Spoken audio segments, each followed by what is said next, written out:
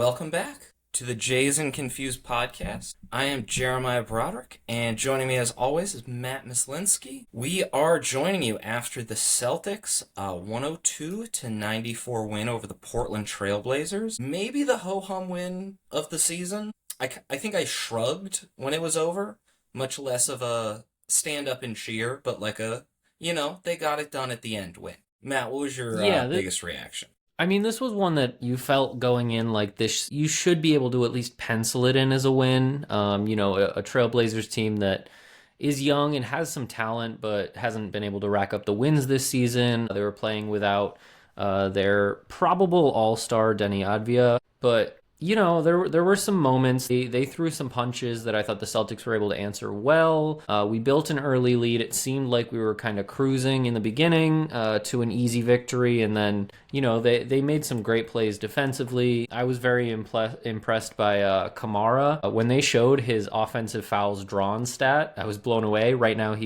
to start the game, I believe he was 20 offensive fouls drawn in front of everybody else in the league and racked up a couple in that game as well. So, they showed some stuff, but at the end of the day, it was one that the Celtics, I felt like, should have won, were able to win. And so, we'll take it. I'm not going to take too many things away from it. There were some things that happened in that game that were exciting. But yeah, at the end of the day, playing without their lone all-star with Denny, but arguably, from my perspective, their best player came back in Drew Holiday. And this was a 500 team coming into this game. So I don't want to say they're one of the worst teams in the league that we definitely need to beat.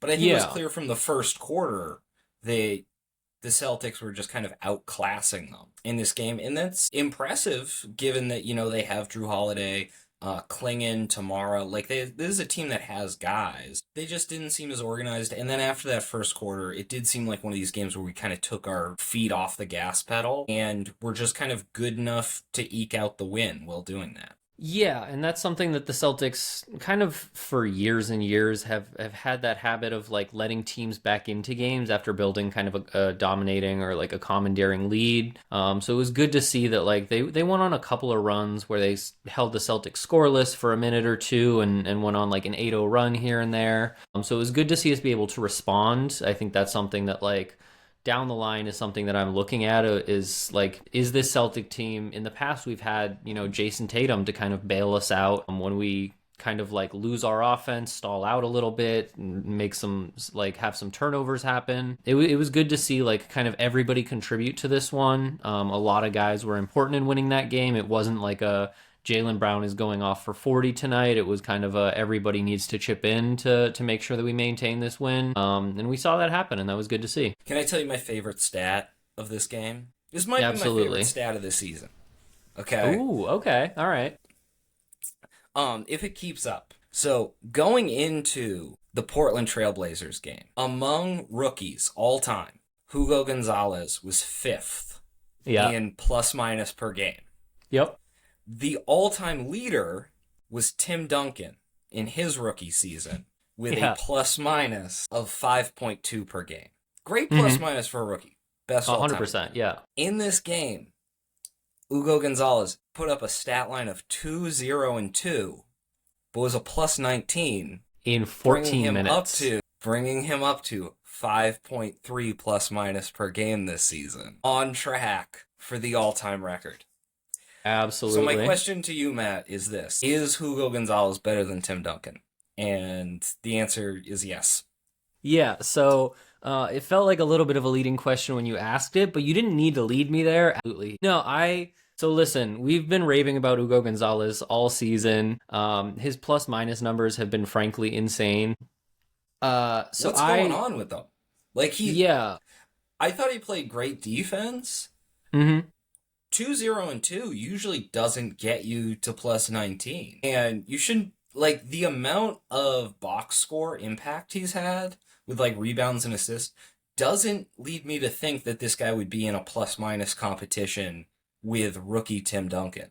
Yeah. No, I mean, I think like his Ugo like sometimes is more of an eye test player than a box score player because he will have these games where like you're looking at his numbers and you're like, all right, he played 14 minutes and he scored 2 points. I remember exactly when in the game he scored those 2 points, and it was off of like forcing a turnover and then getting out in transition and making a tough basket like up and under a defender, which like I was very impressed. I love like the increased kind of feel around the rim that shot displayed. Again, That like was a one shot crazy in layup. yeah, a hundred He was percent. So spinning, his arm was way out. He did a highlight play. Yeah, it's been a bit of a ride with Hugo. And I don't know how much normally when you see something like that where a box minus number is just like off from what you would typically think, because he didn't make the 15, or not even 15. What was it, like 18 guys made the Rising Stars? yeah, He that was a wasn't in the top mistake. 18 for Yeah. that. Um, and he has like four times the plus minus of the next rookie this year. He's just running away with that statistical category. And normally when that happens, it's because of some like other thing they're doing with the lineup. Like, oh yeah, like Kelly Olynyk, I remember, used to have the greatest defensive plus minus of all time. Like all his defensive stats were crazy. And you were like, why does Kelly Olynyk have this? Like he's not the worst defender in the league, but you wouldn't expect him to be the best. And you were like, oh, he checks in with Marcus Smart every game. Yeah. Like him and Like Marcus were just Marcus on the court Smart, at the same Avery times. Bradley, like Yeah, Al Horford. It was yeah. Yeah. Yeah. up, and we're still seeing these advanced stats just like out of the park for him. Yeah, and I think what it comes down to at the end of the day is like when Ugo checks in, he checks in determined to be a difference maker, and that doesn't necessarily show up offensively. And I think that's one of my favorite things about him, and one of the reasons why I constantly like he could have 30 minutes a game and I'll be sitting there like why didn't Ugo get 32 minutes? Um but like he doesn't need to score the ball. He doesn't even really need to touch the ball to be effective. And I think that's what's incredible because on a team where we have like Jaylen Brown and Derek White and Peyton Pritchard and Jason Tatum coming back and all these guys, it's really reassuring to know that here's a guy who can check in, not touch the ball outside of when he's stripping it on defense and make a measurable impact on every play. I think I'm a bar manager. I hired a bartender today who's a big Celtics fan, and she was talking to me about, like, oh yeah, she got a kick out of this stat that we referenced earlier this season of Luka Garza being the fastest Celtic, because she mentioned that it felt like he was always in quicksand. But I talked about But Ugo he's Gonzalez, and I fighting was through like, the quicksand. yeah, but I was like, yeah, Ugo Gonzalez has been one of the like maybe the highlight of the season in a season where like again we're breaking expectations by kind of a lot. Jaylen Brown is having his best season by far. He's on track to be in the MVP conversation all season long. But Ugo Gonzalez, I was like, that kid is going to be an all-star, even if he never scores more than 20 points a game. Like, he's simply too good defensively. He makes too much of an impact on the game. No matter what role you kind of plug him into, just the ability to disrupt another team's offense. And like, there are plenty of talented defensive players in the NBA. There are plenty of guys that you can call on to like stop, like put some clamps on the opposing team's best player. There are plenty of guys who can like, just play solid defense. We have a lot of those guys. Like Sam Hauser plays very solid defense every game. I think there's a huge difference in the NBA between someone who is a good to great defender versus a difference maker. And I think what Ugo is showing at 19 years old is that he is a defensive difference maker. And that's something that like the last time I've seen somebody play defense the way Ugo does is probably like Marcus Smart, who was the first guard in 20 years to win a defensive player of the year. And I think that's the caliber of defense. I think Ugo gets excited. I think I've seen him run in from 15 feet away and jump into somebody who's pump faking. And at times it's like a little chaotic, a little catastrophic, but he just like really wants to be that impact player on defense. And I think that's what's contributing a lot to that box score of like other offenses just can't get going when there's that level of just like intensity and like grit on the floor. Yeah, and his defense has been great. I'm not trying to say that he's not a great defender, but you could easily find better defenders in the league. Like Tamani Kamara, I would say, is a better defender than Ugo right now. Yeah, but he also made a second team all defense like Yeah. that's who we're No, I comparing mean, him to right I now. mean to. Yeah. Oh yeah, I mean second team all defense definitely in there. It reminds me more of like a young Shane Battier, where his Hmm. nickname was the No Stats All Star, and he was like, oh yeah, he doesn't score a lot of points, he doesn't rebound a ton, he doesn't assist a ton, he doesn't really touch the ball much, but the team just wins when he's out there. And there is just something to a guy who, when he's out there, the team plays well and he knows how to play basketball. Like sometimes it is just that simple. Yeah. Yeah, I Um, thought I saw some great like passes from him. Like none of them like led to spectacular assists or anything like that, but it just like it seems like he's caught on to NBA basketball very quickly, and he's just like he's a make the right play kind of guy. Even if it doesn't show up in the box score, even if it's not leading to an assist or every rebound isn't leading to, a fast break, like he's just making the right play. And basketball teams need guys like that, and there aren't that many of them who you can just rely on to again, he will sometimes just like borderline tackle a guy because he fell for a pump fake. I think that's something to work on. But besides that, like he's just a very solid basketball player, especially for his age. it's been a while since we've watched a Celtics team that had real rookies on it. Like in the past years, we've drafted guys, but it's just been a zero. Like there was a 0% chance of Baylor Shireman making it into a playoff rotation last year. There was a 0% chance Jordan Walsh was gonna jump in the playoff rotation. This is the first year in a while we've actually got to see these rookies like play through mistakes and get consistent minutes. Rookie this year is Amari Williams, who probably had his best game, or definitely had his best game of the A year so hundred far. percent, yeah. Great first half. I thought he seemed to like slow down a little bit in the second half, which makes some sense. Definitely his tools were on display in this game. Like we talked last episode about how he was kind of mistake prone on some rotations, but like the tools are crazy. The size, the jumping ability, the speed when he's moving. It seemed like the Trailblazers weren't really running like a kick it around the perimeter offense. It was just like set a screen, pick and roll, like two-man game, which he was very capable of defending because he didn't need to like switch three times on a possession or figure out who he had to guard. So much better game from him overall. What did you think of his play?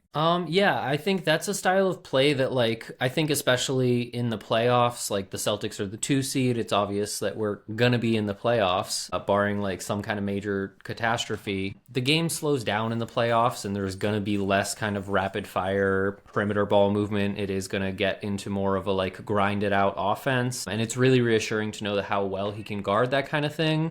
Especially in that first half, there were a couple times where I caught him out of rotation or just like poor positioning, but he did demonstrate like he does have the tools, especially like his vertical ability. He was able to jump and grab some rebounds over guys. I thought, he played a great all around game. And on the offensive end, it was reminiscent of kind of like early Rob Williams, of like he's just quick with it. Like I remember Derek White from the corner just hit him on like a little bullet pass and he was able to go up and dunk it. He had a couple of those where he's just like, if he gets the ball in his hands in the paint and there isn't someone draped all over him, like he can get up and dunk the ball very quickly. And that's like a tool that we haven't necessarily had for a while.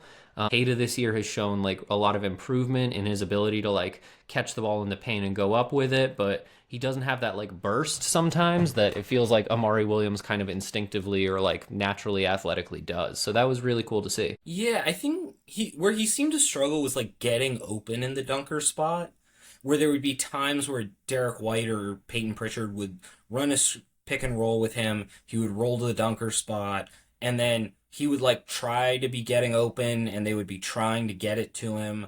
But it was kind of one of those things where like you're walking down a hallway and like you're going right and the other person's going left, and then like you jump to the other And then you side keep, and you jump yeah. back, and they were like bouncing back and forth. Like a lot of that's just going to be chemistry, and it did seem like if he gets it in the dunker spot, it's a bucket. You said something interesting, which was his ability to play in a playoff game. Do you envision Amari Williams getting playoff minutes for this team?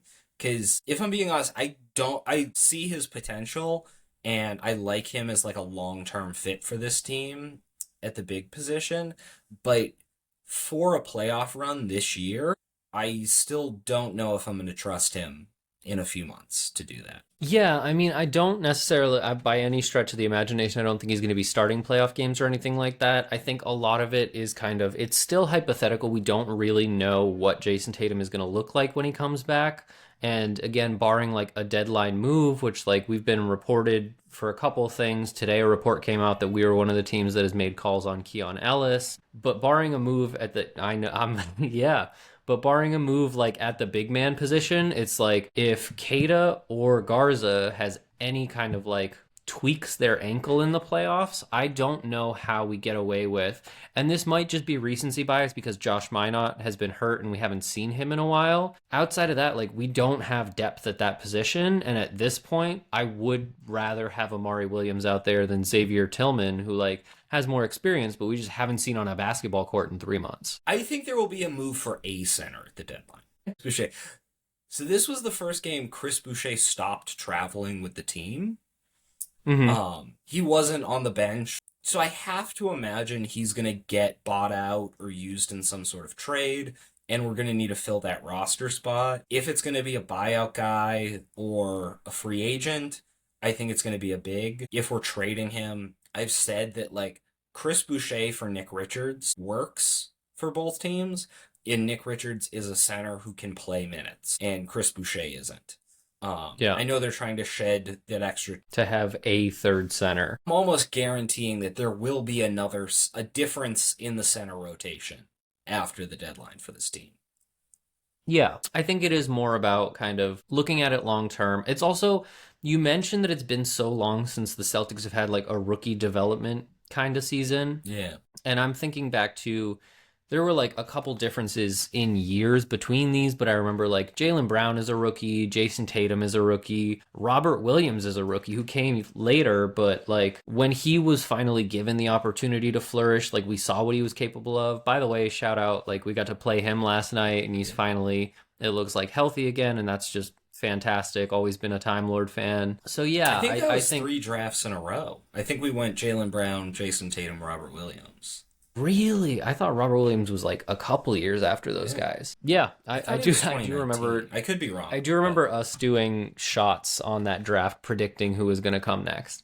And yeah, just Amari Williams, like I want him to get as many opportunities as he can right now because I do think he can be not a difference maker, but like a contributor at some point. If not this year, the next year. Like again, the things that he's kind of messing up on feel like absolutely normal things for a rookie NBA big man to like make mistakes on. And so that I'm hoping that this coaching staff who has shown with Ugo and with Jordan Walsh and Baylor and like all these young guys who may not be rookies outside of Ugo, but have shown an aptitude for like coaching up young guys and giving them opportunity and like allowing them to kind of blossom. I'd like to see Amari Williams receive some of that as well. And hopefully he's in a position that if needed, like if whatever move we want to make at the deadline doesn't materialize, just again, I feel better with him out there than I did with Xavier Tillman. And that doesn't mean he's, a rock star, but we'll take it for now. That is true.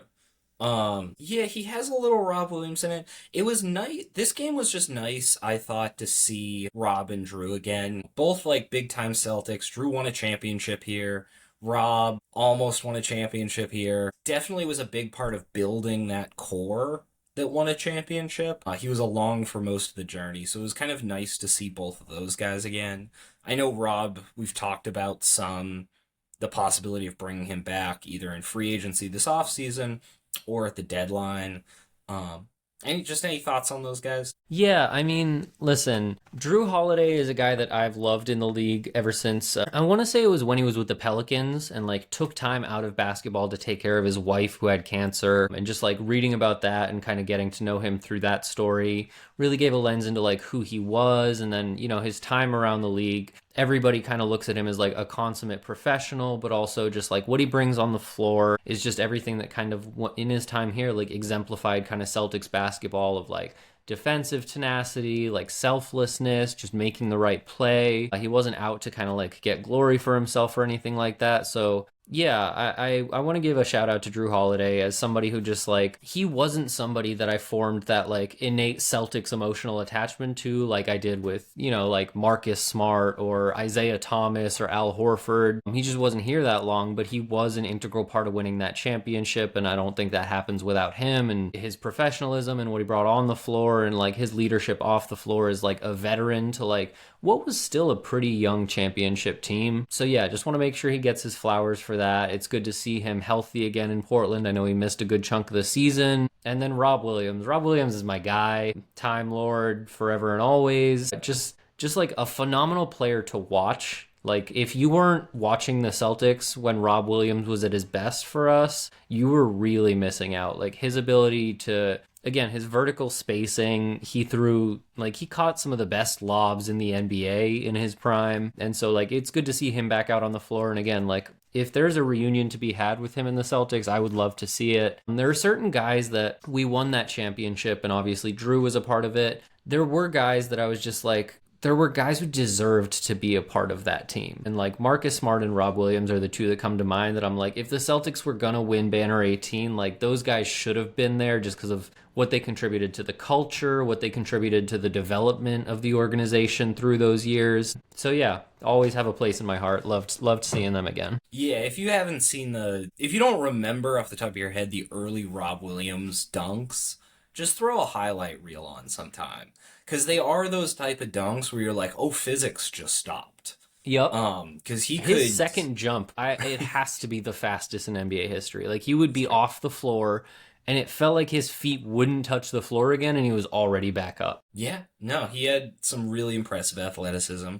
It seems like he might not be doing those kind of dunks right now, but he is a big man who can get rebounds, get putbacks, and is also a little bit more disciplined than he was as a rookie. Like, he's just kind of a veteran big at this point. But yeah, would love to see him on the Celtics or on another contender. Like, both those guys, I know they're going to be kind of shopped around the deadline. And it would be really cool to see Drew and Rob on playoff teams this time in a month. Actually, sorry, the rookie I haven't mentioned, Mm-hmm. who is going to be competing in the Rising Stars Challenge, Ron Harper Jr. He's competing for the G League team, which I feel like is a little bit of an asterisk. Who was our big G League guy last year? I should not forget his name. Oh, was it J.D. Davison? J.D. Davidson, all-time leading scorer for the Maine Celtics and Red Claws, was on the Rising Stars Challenge last year for the G League team. How much do you count this honor as meaning?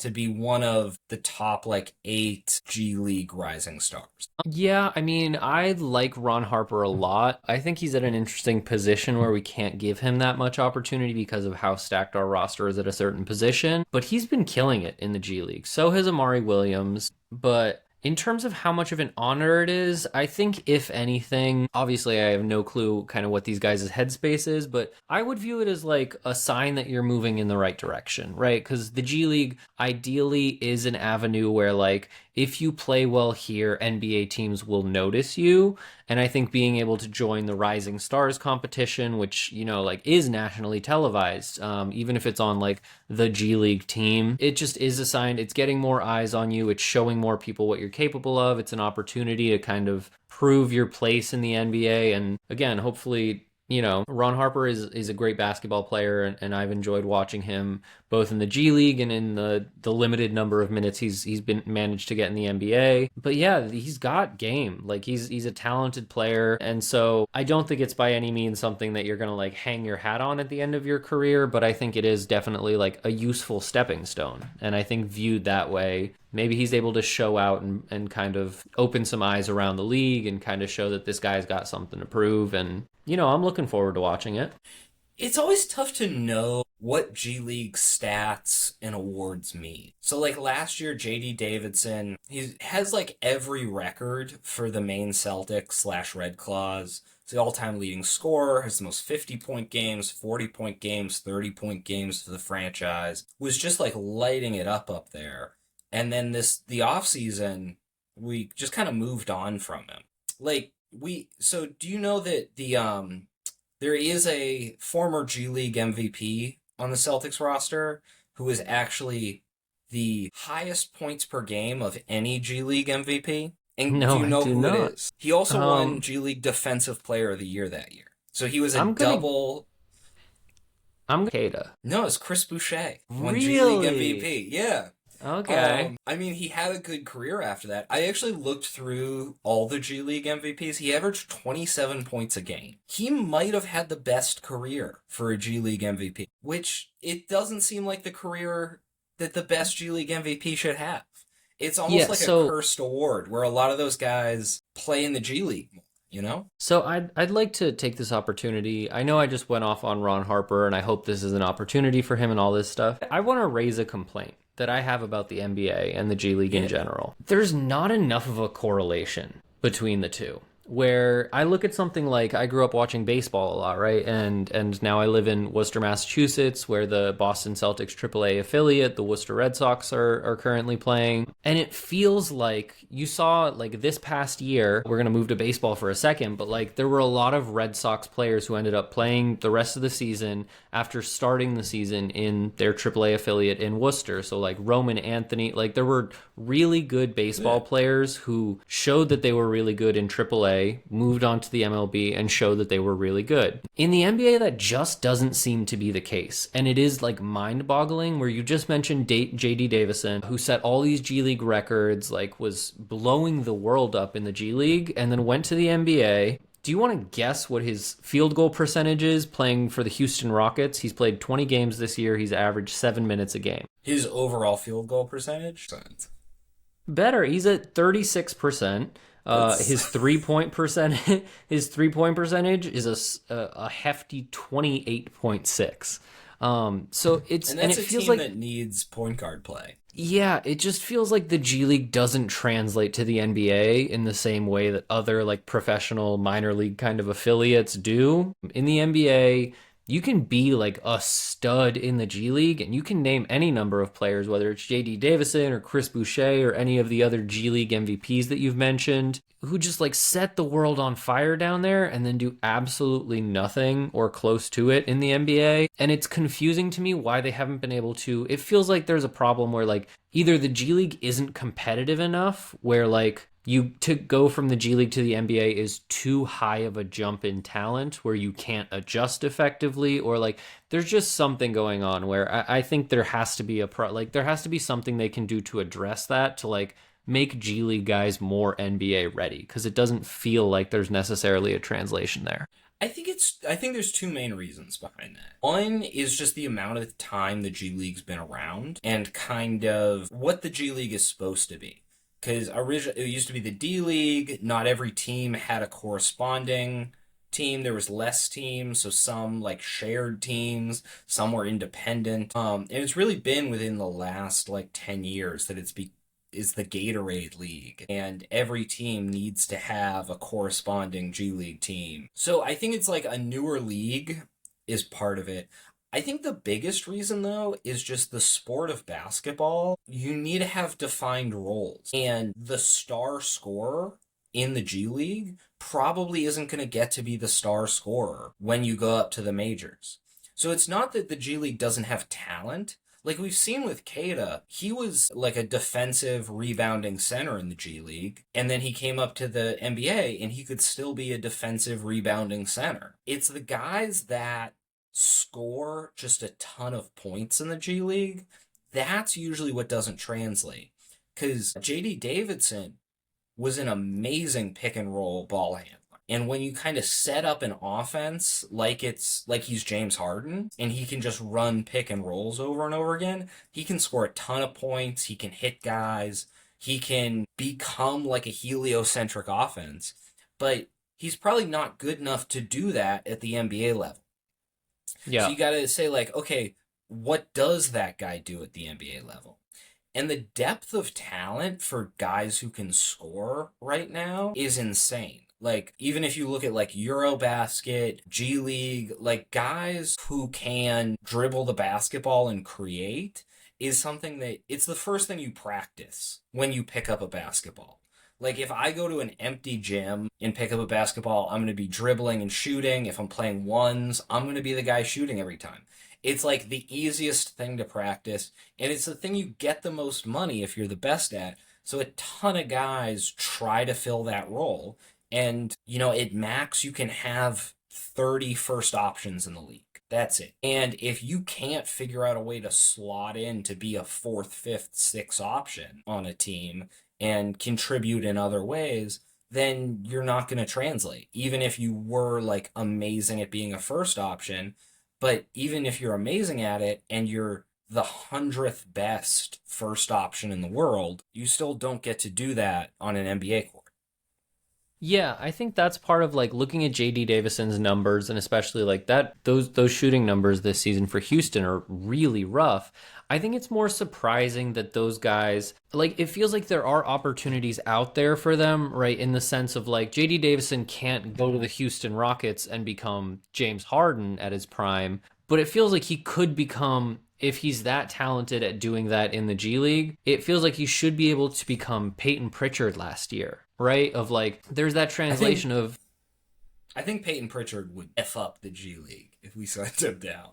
a hundred Oh, percent. And I think there was that, I don't remember exactly what the number was, but he scored like 80 points in the Drew League or something like that, just messing around. But just kind of, it feels like if you're going to be a scorer in the G League, it almost feels like that's a handicap because you're going to be going into a league. If you succeed really well and then you get, I mean, Chris Boucher has never, for 1 millisecond of this NBA season, crossed my mind as like, oh yeah, the Celtics have another scorer coming off their bench. And he was doing 27 in the G League.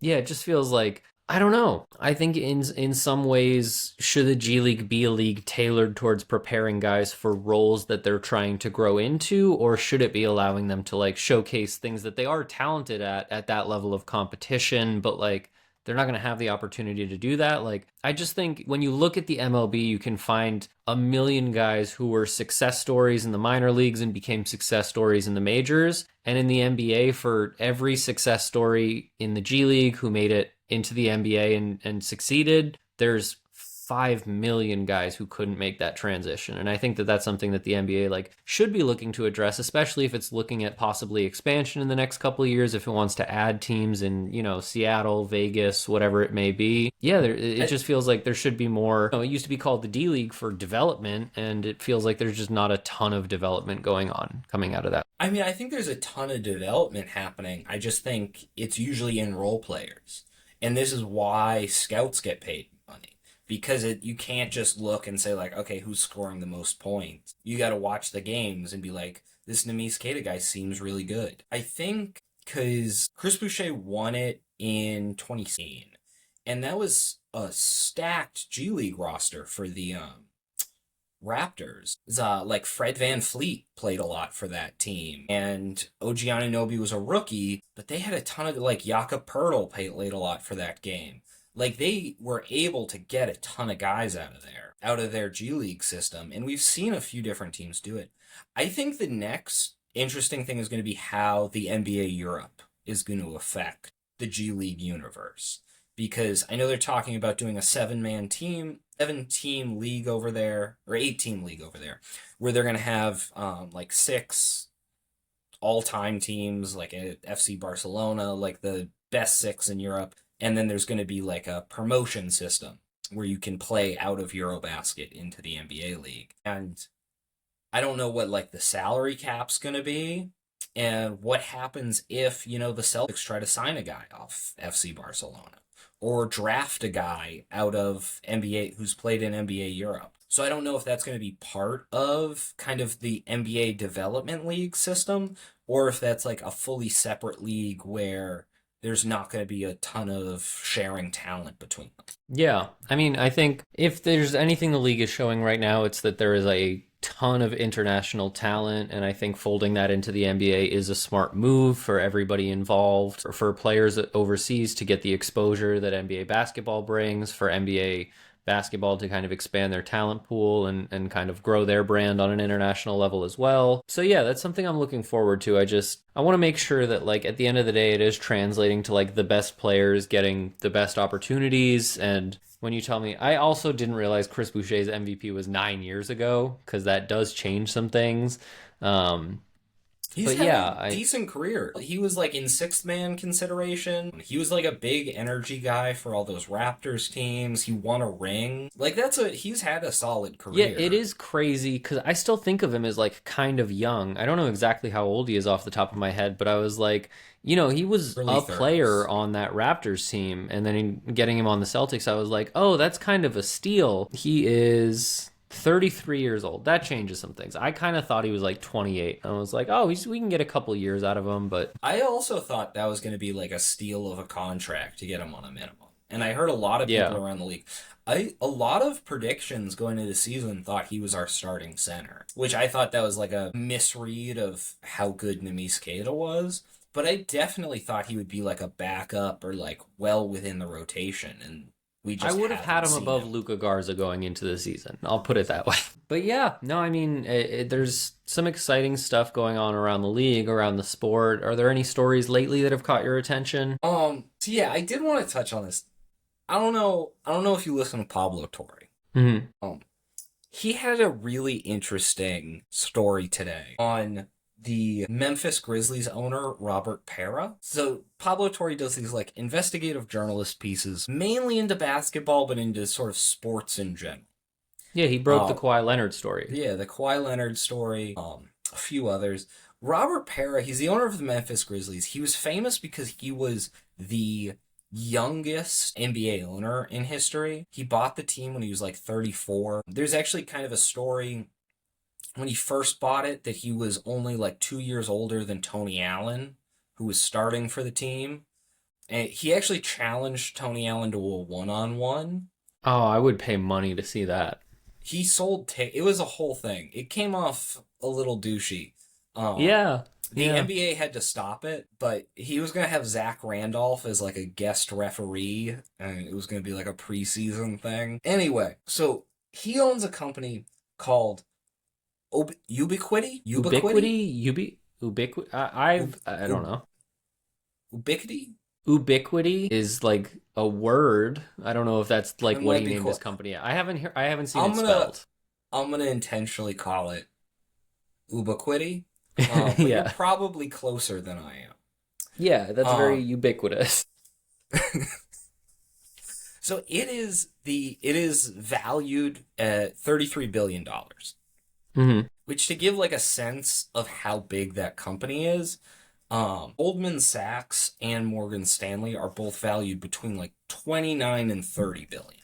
So this is like a large company that you Yeah. probably should have heard of before if it's this size. And Hmm. what they do is they produce and sell Wi-Fi equipment, so like routers and stuff like that. Pablo Torre got a no like an anonymous tip from an NBA owner saying we don't know where any of his sales come from. Because again, like if he was selling every Wi-Fi box in America, this would make sense. But nobody's actually really seen any of these things in person. I have never heard of this company And before. I've heard of Goldman Sachs. they did some digging on the show, Hmm.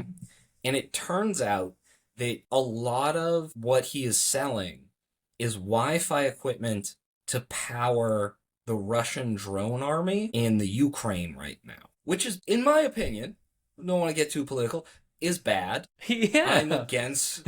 I am against the Russian robot army. Yeah.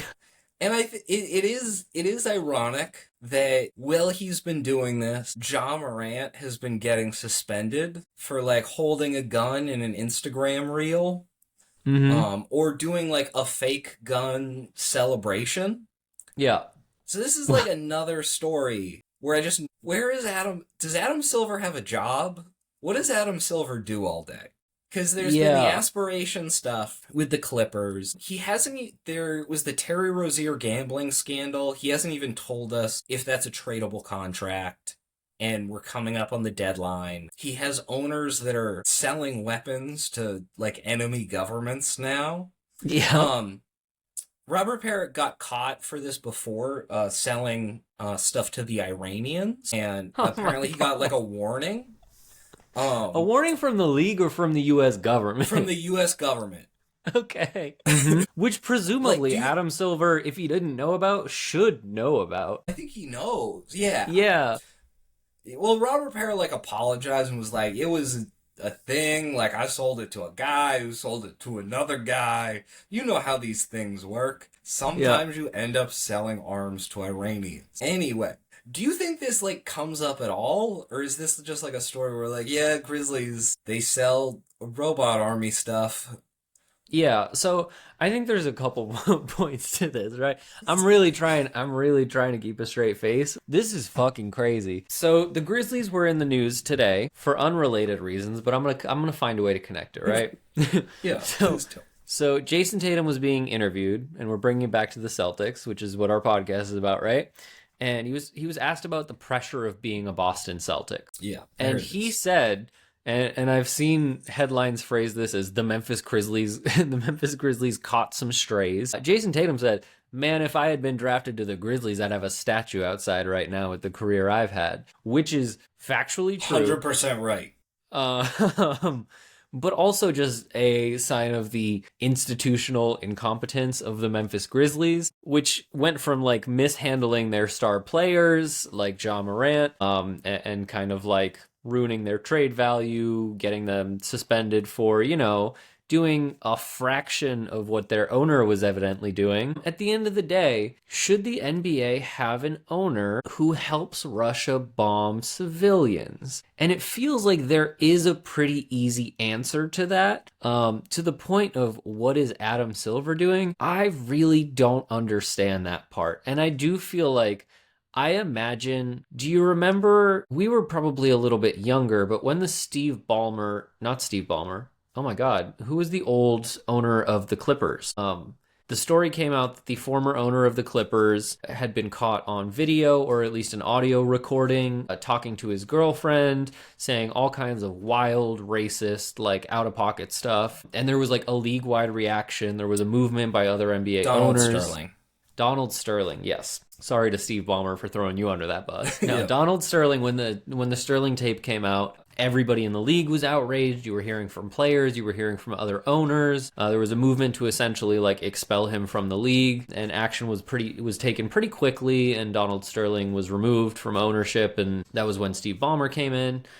I feel like hopefully, like the ideal outcome is that this Pablo Torre story leads to that kind of movement around the league. Right now, the world is so screwy in all kinds of ways that who can predict if this will even like make ripples? But like the fact of the matter is it should. Obviously, with everything that's going on right now in Minneapolis and around the country, the Players Association and kind of everybody around the league probably has their mind on a couple different things that are going on right now in terms of like just the justice of the world and like what they want to stand for and represent. But I think we can all agree that like selling weapons to like kind of enemy nations should be a little bit of a disqualifier. Yeah, you do bring up a good point that I shouldn't immediately go to what's Adam Silver going to do about these war crimes. That, like there Yeah. should be other people on the list before Adam Silver like Yeah. do this. Like there probably should be like the FBI or something should, intervene in some way. But like Yeah, with the well, they're busy gambling, framing Americans for, being yeah. domestic terrorists. But like with the FBI scandal, or with not the FBI scandal, the gambling scandal, it seemed like Adam Silver's strategy was like, we're gonna wait and see what the government does, and we're still waiting. Like we've kind of gotten their results, but we're Yeah. still waiting to see like, is Terry Rozier banned for life? Is his contract null and void? Is it like Can a we pick him tradable up on a expiring? minimum? Is that trade gonna be rescinded? Because that's something I know the Heat have wanted, is because Charlotte found out that he was gonna be in trouble for this, and then immediately Yeah. questions that I feel like Adam Silver has kind of punted to be like, well, there are crimes involved, so we're gonna wait and see what the full government response is. And then he kind of waits for everybody to forget. And since this is a basketball podcast, yeah, he's who I'm gonna go to. Even if like, yeah, there should be a bigger response outside of the NBA about some of these things. Yeah, especially when, again, I mean, just funding and providing ammunition for war crimes, I feel like should be universal. Like It's that, not we should all be able ammunition. to agree. I It's mean, it's the we're not system that providing the controls the missiles. drones. Yeah, Yeah. we're not providing the missiles. We're providing the thing that powers the drones that fire the missiles. Sure. No, I mean, I think it is making me a little bit nostalgic for like, remember a couple years ago when Robert Goodell was just like, fuck anybody who wants to kneel during the national anthem, and everybody was looking at the NBA, and Adam Silver was like, yeah, we respect everybody's right to, and everybody was like, wow, Adam Silver, like the ideal modern NBA, like the ideal modern sports commissioner. Whoops. I don't know what happened Robert there, but Goodell has always set a very low bar for sports commissioners. yeah, but even Um, like Robert Manfred in the MLB and like it's just all around there was like a year or two around kind of like when the Black Lives Matter protests were picking up and everything, and Adam Silver was seen as like, yeah, he's really empowering his players and his league to like be able to have a voice and take stances on social issues and all these kinds of things. It does feel like this whole year he has kind of been like just ducking issues, and that is something that can't last forever. Like I understand the world is like kind of on fire right now, but at some point it's gonna catch up with him. I think I'm it's still waiting to also see what happens with the Clippers. Like I mentioned the Kawhi yeah. Leonard story earlier, and you had mentioned like Pablo Torres broke that, like the Clippers paid Kawhi Leonard through like a fake organization that supposedly planted trees, and that's kind of how they got him to come to Los Angeles. And that ended up being somewhat of a shell organization, and like they're Oh, it just was the dumbest thing. Yeah, yeah, because it there are was. a lot of these kind of like scandals that have just gone nowhere this year, and I think they are just, it seems like the plan is hope people forget. Well, I think Adam Silver's problem is that when you're the commissioner of a league, you do work for the owners. Like, they're the people that hire and fire you, they're the people that are paying you money. And when we had David Stern, he kind of was able to, like, bluff the owners a little bit.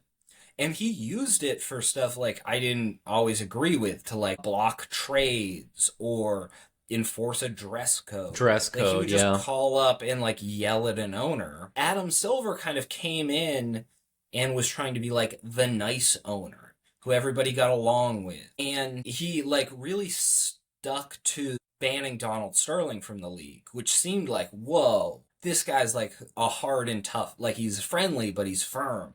And I Yeah. think that got him like a lot of good grace with fans and with players. And he just doesn't seem to be able to like kind of control owners in the same way that David Stern did.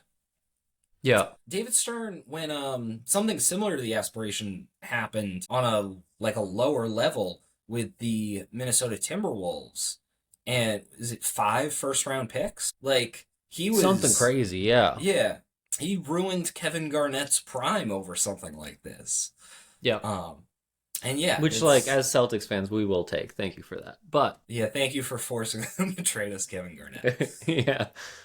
But it doesn't seem like there's been any sort of like consistency between the two of them, which, or even within Adam Silver's reign. Because it also seems like who you are as an owner does depend on what the punishment is. So, like, if you're Steve Ballmer, who's like the richest NBA owner and has been like building a new stadium, which I'm sure the NBA loves, and has been like just pouring money into this thing, it's a lot harder to punish that guy than it is to punish. I mean, Donald Sterling clearly deserved it, so I'm not trying to say he didn't, but he was one of like the first owners in the league who put in like $100 million instead of like tens of billions of dollars. And I think that's also a difference you can't overlook. Yeah. Yeah. I mean, I think at the end of the day, it's tough to separate kind of how we feel about it ethically with issues like this versus like separating out the business side of it, where Adam Silver does have like a financial responsibility to some of these owners.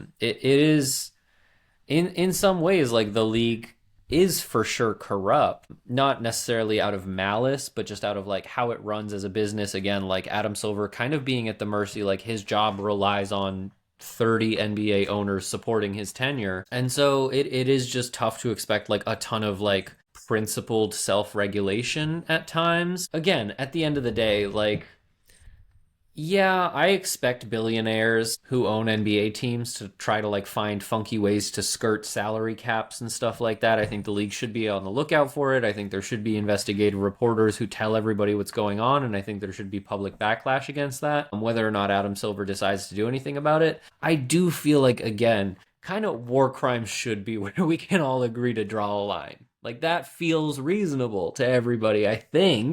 So let me leave you with like what my favorite fact was from the Pablo Torre. Apparently, Robert Parra, the owner of the Memphis Grizzlies, met a girl at a bar, and she was like, "What do you do?" And he was like, "I own the Memphis Grizzlies." And she was like, "No, you don't. Justin Timberlake owns the Memphis Grizzlies because he's a minority owner of the Memphis Grizzlies and is courtside for Uh-huh. all the games." Yeah. So apparently, the quote from the show was that apparently he lost his shit and took Justin Timberlake's courtside seats away and is trying to buy out his minority stake. As any reasonable Yeah, fucking billionaire would. Yeah, totally for normal sure. guy. Yep. We can end on that. I found it Yeah. funny. Hey, I Um, would I would actually like to end on this. yeah, It's nice to be a Celtics fan. Our it is owners, nice to. as far as I know, have done Bill zero war Chisholm has crimes. not done any of this. So, Wick Grauspec was a solid owner. Bill Chisholm seems like he's on the right track. oh, Things are good. if I see a Pablo Torre episode come out where the headline's like Bill Chisholm's dark secret, I'm gonna, It's I'm all gonna have over such for a us. panic attack. Yeah. All right. That's Well, gonna be rough. yeah. Um, But you know we'll what? end The it there. Celtics are coming creeping up on 30 wins. Nice to get one against Portland, and we will see you guys after their next hopeful victory coming soon this week. Oh yeah.